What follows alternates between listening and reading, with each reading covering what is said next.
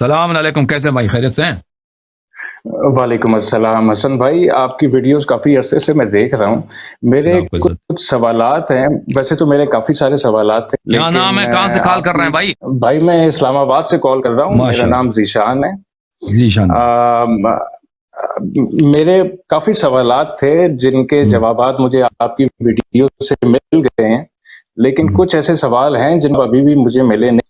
میں نے اوکے کافی علماء سے ان بارے میں بات کرنے کی کوشش کی ہے، لیکن کسی سے مجھے سیٹسفیکٹری رسپانس نہیں ملا ہے. اوکے، تو اگر آپ مجھے دیں تو میرے 9 سوالات بسم ہیں، اللہ. میں آپ کے سامنے پیش کر دوں.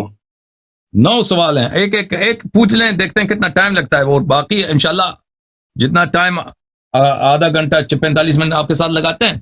باقی اگر زیادہ وقت ضرورت پڑی تو پھر نیکسٹ ٹائم آپ کو آپریٹر سے میں کہہ دیتا ہوں کہ آپ کو وہ جو ہے پہلے لے لیں، ٹھیک ہے نا؟ جیسے آپ مناسب سمجھیں. کیونکہ 9 سوال میں ہو سکتا ہے زیادہ ٹائم لگے، ہو سکتا ہے کم وقت میں حل ہو.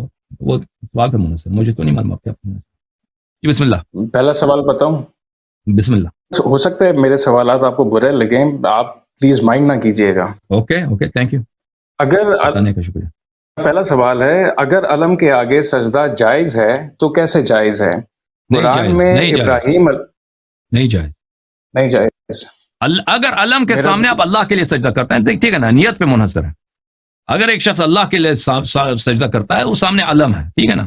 نیت تو یہ ہے کہ اللہ مجھے دیکھ رہے، میں اللہ کے لیے سجدہ کرتا ہوں. سامنے دیوار ہے، علم ہے، اس سے مجھے پرواہ نہیں. تو وہ اس کی تو کوئی اشکال ہی نہیں ہے، کوئی ارادی نہیں ہے. آپ جہاں مرضی درخت کے آگے سجدہ کریں، یا مثلا پارک میں سجدہ کریں، گاڑی میں سجدہ کریں، جہاں بھی سجدہ کریں، سامنے پردہ ہے، سامنے عالم ہے، جو کچھ ہے اس سے فرق نہیں پڑتا. اگر نیت یہ ہے کہ میں اللہ کے لیے سجدہ کرتا ہوں، اللہ ہر جگہ ہے، ٹھیک ہے نا، سامنے دیوار ہے یا عالم ہے یا کچھ بھی ہے، وہ اس سے مجھے کام نہیں ہے.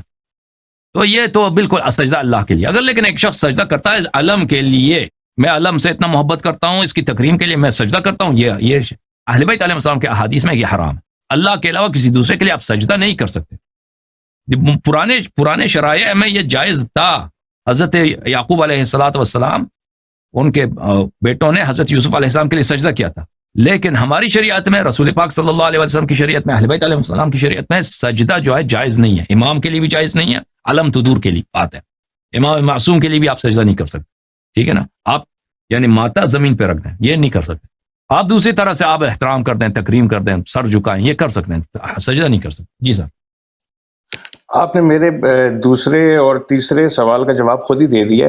جی تو میں اس بارے میں بات نہیں کرتا، کیونکہ ایک سوال تھا کہ سید علماء کی قبر کے آگے سجدہ اگر جائز ہے تو کیسے ہے، یا تیسرا سوال تھا کہ زندہ سید جس میں کسی کو اللہ کا نور نظر آئے تو اس کے سامنے سجدہ کیسے جائز ہے. سجدہ سید غیر سید کسی کے لیے، جب امام کے لیے سجدہ جائز نہیں ہے، پیغمبر صلی اللہ علیہ وسلم کے سامنے سجدہ، ان کے قبر کے لیے سجدہ جائز نہیں ہے، ٹھیک ہے نا. ان کی تکریم اگر حرام نہ ہوتی نا تو ہم کر لیتے.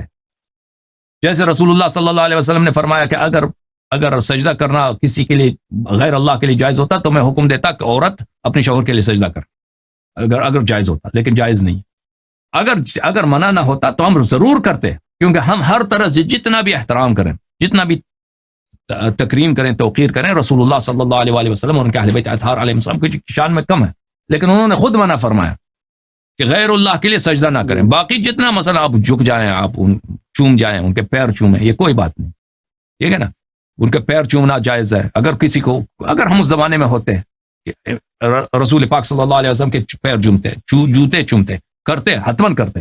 لیکن سجدہ کرنا، سجدہ اس میں خاص حکم ہے کہ یہ غیر اللہ کے لیے جائز نہیں. جی حکم.